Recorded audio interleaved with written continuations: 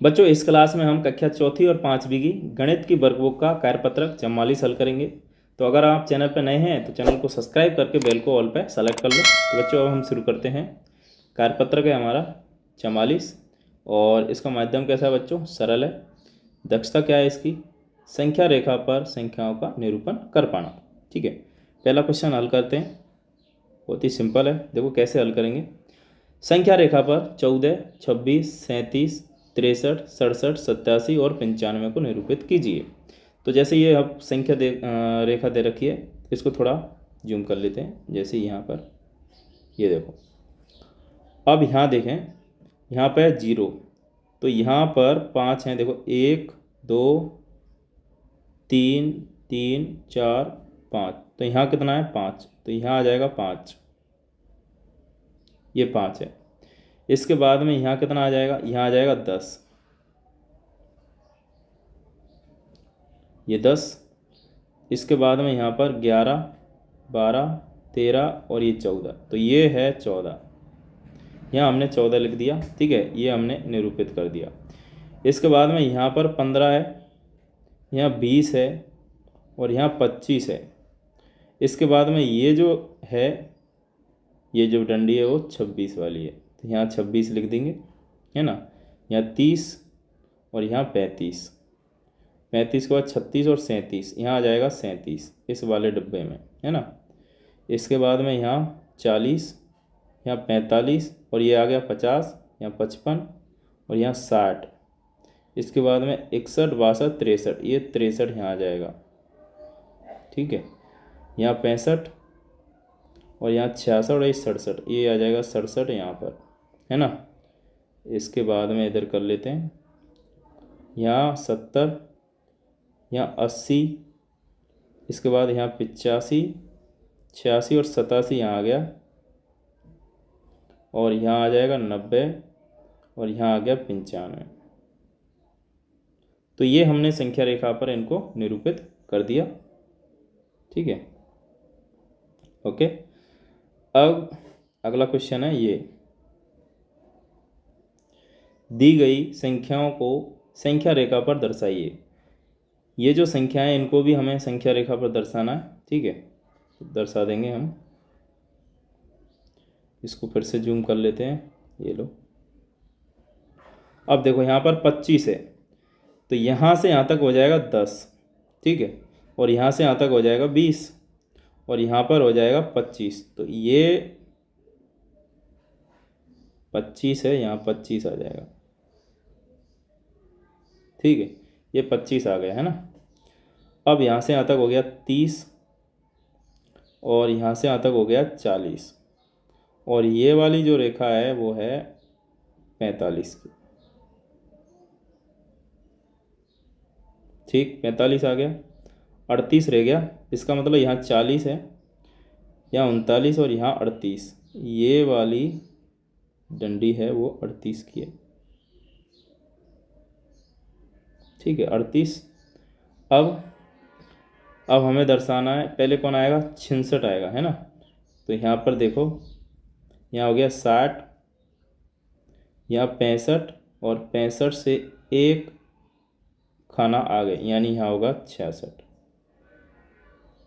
ठीक है, इसके बाद 71, तो यहाँ हो गया 70, 70 के ठीक एक आगे 71। ठीक है, अब बचा 99, तो यहाँ 80, इसके बाद में यहाँ 90 और यहाँ 100 पूरे, तो इससे एक अंक पहले आ गया, यहाँ 99 हो गया। ठीक है, तो ये हमारा, अब ये वाला है। ठीक है, इसको थोड़ा बड़ा कर लेते हैं।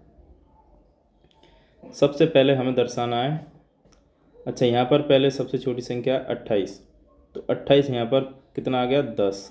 ठीक है, यहाँ 20 और यहाँ 30, 30 से दो पहले, यहाँ 29, यहाँ 28, यहाँ होगा 28। ठीक है, ये 28। इसके बाद में 28 के बाद में आएगा यहाँ पर 55, तो यहाँ 40, इसके बाद ये 50 आ गया और यहाँ आ गया 55, ये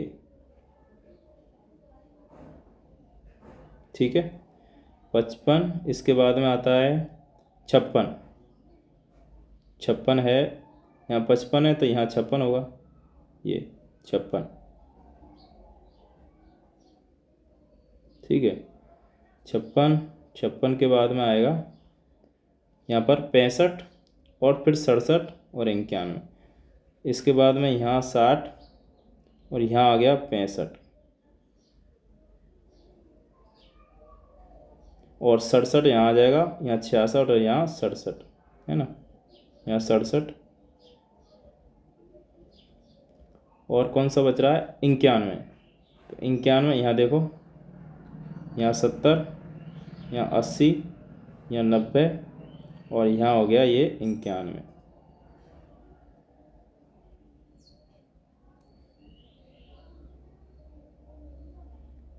ठीक है बच्चों, चलिए अब ये वाला प्रश्न हल करते हैं, चौथा।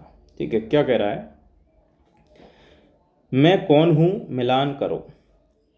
अब जैसे यहाँ पे मिला दिया, मैं 440 और 450 के बीच में आता हूँ, तो 445, 440 और 450 के बीच में आता है। अब हम मिलाएंगे, मैं 90 के बहुत करीब हूँ, तो 90 के बहुत करीब कौन सा है 89, ठीक है 89 सबसे करीब है, तो यहाँ 89 से इसको मिला देंगे, ठीक है मिला दिया। मेरे बाद क्या कह रहा है, मेरे बाद चौका लगाओ और शतक बनाओ, यानी मेरे बाद चौका लगाओ और शतक बनाओ, तो चौका लगाने पर शतक कम से होने का 96, ठीक है तो 96 इसका सही उत्तर है। मैं 100 से 6 नोटों के बाद हूँ, 100 से 6 नोटों के बाद है ना, 100 के 6 नोटों के बाद, तो 100 के अगर 6 नोट होंगे तो कितना आ जाएगा 600, तो यहाँ पर ये 600 के साथ मिलान करेंगे इसको। मैं एक शतक प्लस आधे शतक के बराबर हूँ, एक शतक कितना होता है 100 और आधा शतक होता है 50, तो 100 और 50 कितना हो गया 150, तो 150 से मिला देंगे इसको, ये लो मिलान कर दिया, ठीक है। तो ये कार्यपत्रक हमारा यहाँ पर कंप्लीट हो गया। अगले कार्यपत्रक हम अगली क्लास में हल करेंगे। बच्चों अगर चैनल पर नए हैं तो सब्सक्राइब कर लो। Thank you.